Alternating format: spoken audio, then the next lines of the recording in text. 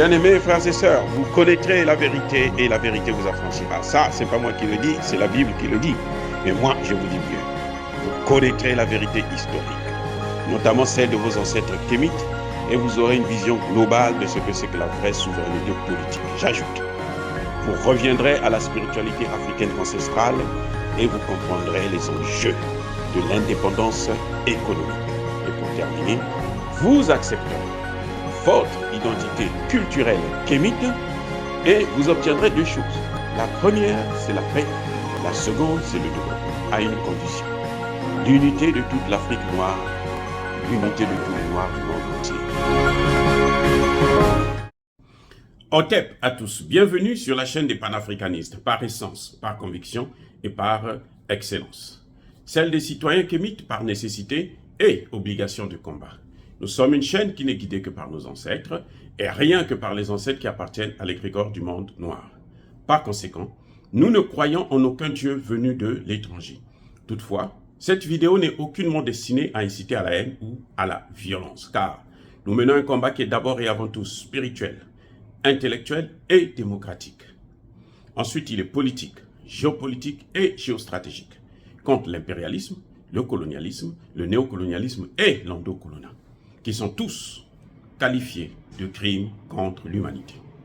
Nous menons ce combat sur la base du principe fondamental que nous avons hérité de nos ancêtres kémites, qui est celui de la Mahat, c'est-à-dire solidarité, vérité et justice. Vous êtes donc en droit de connaître la vérité et nous avons l'obligation de vous dire la vérité, rien que la vérité, afin que justice soit rendue au continent africain. Et ça, c'est notre modeste contribution dans cette noble lutte en faveur de la souveraineté, la dignité, la solidarité et l'unité africaine. Ça, c'est ce que nous appelons le panafricanisme. Bien-aimés frères et sœurs, aujourd'hui nous allons revenir sur le cas haïtien.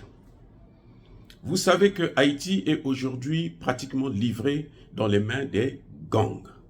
Ce sont des gangs qui gouvernent le pays. Ils font des enlèvements ici et là, ils tuent, et le trafic de drogue, ainsi de suite. Le gouvernement haïtien, par la voix de son ministre des Affaires étrangères, comme toujours des planeurs, il vient aux Nations Unies pour solliciter l'aide de la communauté internationale. C'est comme si la communauté internationale n'avait pas assez détruit la Haïti. C'est-à-dire qu'on se demande, mais qu'est-ce que nous avons, nous les Noirs? Nous avons un grand problème, un problème sérieux. On n'arrive pas à tirer les leçons du passé. Et ça, c'est grave. Le ministre des Affaires étrangères sollicite, pour le compte bien entendu du gouvernement, il a été mandaté par son président et par son premier ministre, que les Nations Unies puissent intervenir encore. Je dis encore pourquoi? Parce que les Nations Unies ont déjà passé plus de 25 ans en Haïti.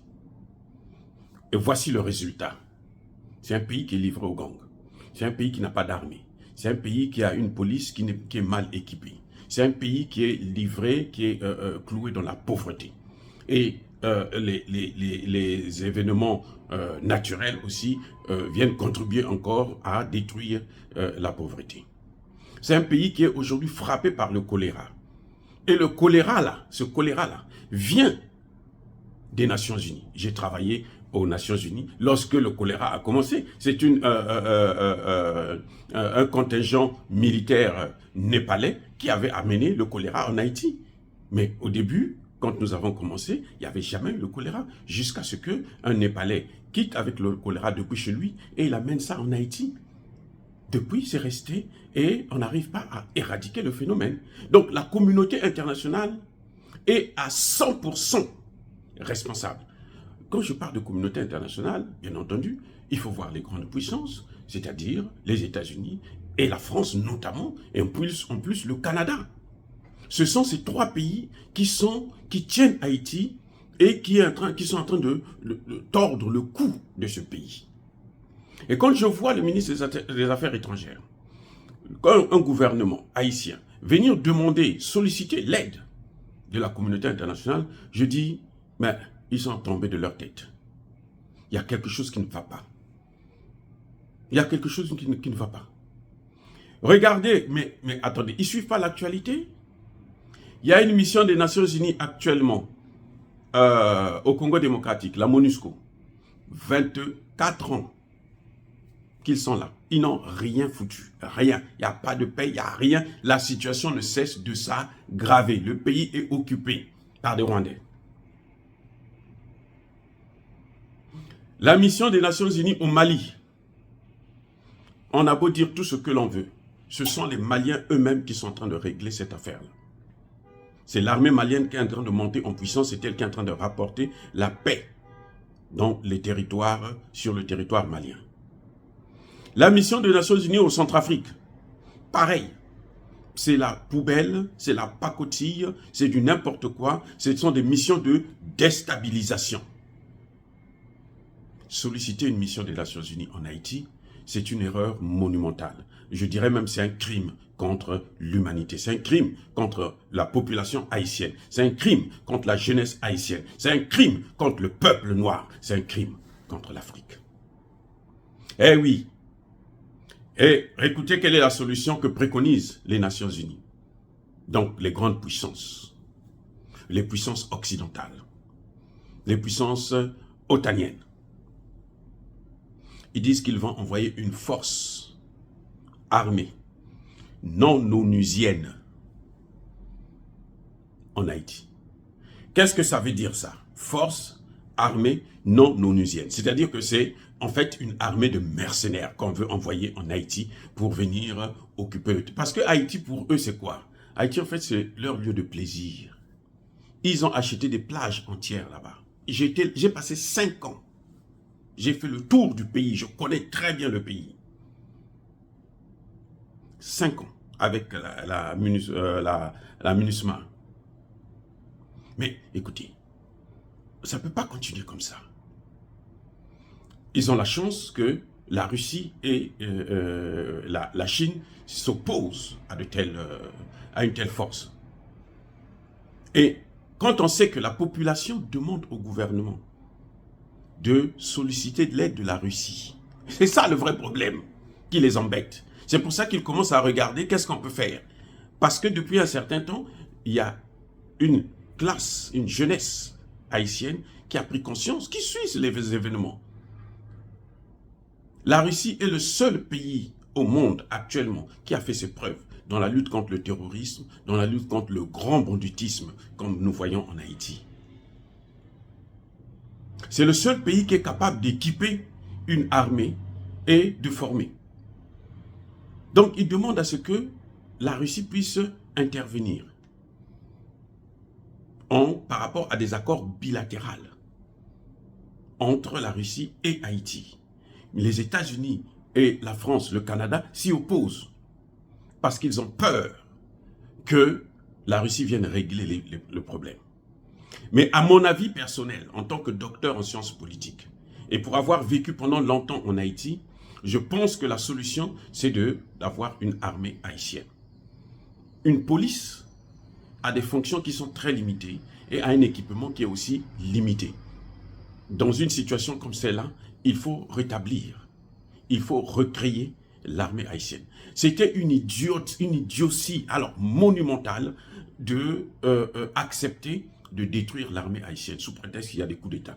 Aucun coup d'État au monde ne s'est fait sans l'appui des États-Unis, de la France, du Canada en Haïti. Aucun coup d'État ne s'est fait sans l'appui de ces 3 pays. Si vous faites un coup d'État sans leur appui, vous avez échoué. Et chaque fois qu'il y a un pays, un président, un leader, on a vu Jean-Bertrand Aristide, quand il est arrivé, le fait d'avoir posé le problème de la dette coloniale, tout de suite, il était l'homme à battre. Et on lui a fait tous les problèmes du monde. Heureusement qu'il y avait Thabo Mbeki, le président sud-africain, qui s'est porté garant d'assurer sa sécurité et de le recevoir en Afrique du Sud, en passant d'abord par le Centrafrique. Donc, vous voyez, on ne peut pas continuer comme ça. On a l'impression que tout ce qu'il y a des Noirs, il faudrait éradiquer cela. Tout ce qu'il y a, Haïti est en train de payer aujourd'hui. Elle continue à payer le prix de la victoire, d'avoir combattu, d'avoir écrasé l'armée napoléonienne. C'est tout ce qui est en train de se faire aujourd'hui. C'est depuis là, ça dit qu'il y a une haine contre ce pays parce qu'elle a montré que les Noirs sont capables de mener une guerre et de la gagner. Les Noirs sont capables de s'élever au niveau scientifique, au niveau international. Les Noirs sont capables de faire, de marquer. Mais ce qu'ils ont oublié, c'est que justement, ce sont ces Noirs-là qui ont créé la science. Et la science est née en Égypte ancienne. Ce sont nos ancêtres qui ont créé la science. Ce sont la philosophie. Tout ce qu'on appelle les Lumières, là, c'est nos ancêtres. La langue, l'écriture. N'oubliez pas que les pyramides n'ont pas été construites par des Arabes. Non, c'est par des Noirs, par les ancêtres des Haïtiens, par les ancêtres des Africains, par nos ancêtres. Alors, nous sommes capables de régler nos problèmes. Nous avons aujourd'hui besoin de la Russie parce que c'est le seul partenaire sérieux et fiable. Mais on ne dit pas que nous allons aller se jeter dans les mains des Russes, non. Personne n'a jamais, de toutes les façons, les Russes n'ont jamais eu l'intention de coloniser un pays africain. Ça, c'est faux. Si on vous dit ça, c'est faux et archi faux. Les Russes sont là pour nous aider, notamment dans le domaine de l'équipement. Donc voilà, pour moi, je pense que ce serait encore ridicule. C'est une façon de recoloniser Haïti. Ils veulent recoloniser Haïti. L'argent qui avait été prévu pour la reconstruction d'Haïti après le tremblement de terre de 2010, je crois 2012, cet argent n'a jamais été versé à Haïti. Jamais. Qui gérait cet argent? Mais ce sont les États, c'est l'ancien président américain Bill Clinton. Mais où est parti cet argent? Qu'est-ce qu'ils en ont fait? En tout cas, ça dit qu'on se moque de nous. Je veux bien qu'ils gardent leur argent. C'est très bien. Mais qu'ils ne viennent pas nous dire qu'eux, ils aiment Haïti.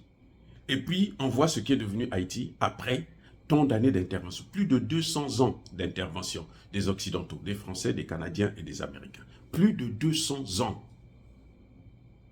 Regardez ce que ça donne. Leur intervention. Donc, il n'y a rien à faire aujourd'hui si on veut régler le problème d'Haïti. Il faut le régler en dehors. Je dis bien en dehors des Américains, des Canadiens, des Français. Tout ce qui est force de l'OTAN là. Ils vont créer une force, même s'ils aillent prendre les Rwandais pour amener en Haïti, en disant que bon, ce sont des Noirs, des Africains. Le Rwanda, c'est un État mercenaire. C'est-à-dire que les Américains, quand ils veulent des mercenaires, ils prennent les Rwandais. Ce sont ceux-là qui vont faire le travail en Afrique. De même, la Côte d'Ivoire est un État mercenaire pour les Français. Donc, on connaît maintenant leur technique. Laissez Haïti faire ses choix de politique. Laissez Haïti faire le choix de ses dirigeants. Parce que les dirigeants qui ont toujours géré Haïti sont des dirigeants qui viennent de l'étranger, qui sont imposés. Même s'il y a des élections, tout ça c'est des fake. J'ai organisé moi-même des élections en Haïti, je sais ce que ça veut dire. Je sais de quoi je parle. Donc, dire cela, c'est inciter à la haine ou à la violence. Non. Yabakoler veille. Nous sommes une force tranquille. Nous sommes des intellectuels, nous voulons débattre. Maintenant, apportez-nous des arguments qui vont nous prouver que pendant 200 ans, c'est les interventions répétées des Américains, des Français et des Canadiens à régler le problème d'Haïti. Les résultats sont là. On n'a même pas besoin de porter des lunettes pour savoir. Et donc, je persiste et je signe. Soyez bénis par le Dieu des Kémites. Que tous ceux qui persécutent les Africains, tous ceux qui persécutent Haïti, tous ceux qui pillent l'Afrique, puissent être maudits et punis par nos ancêtres angélisés. J'ai dit et j'assume.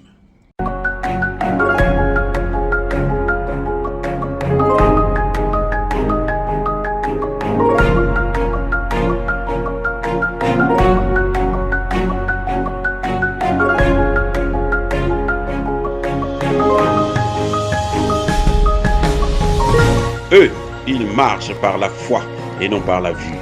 Mais moi, je vous conseille vivement de marcher par la connaissance scientifique et historique, notamment celle de nos ancêtres kémites, par les cinq sens et par l'intelligence.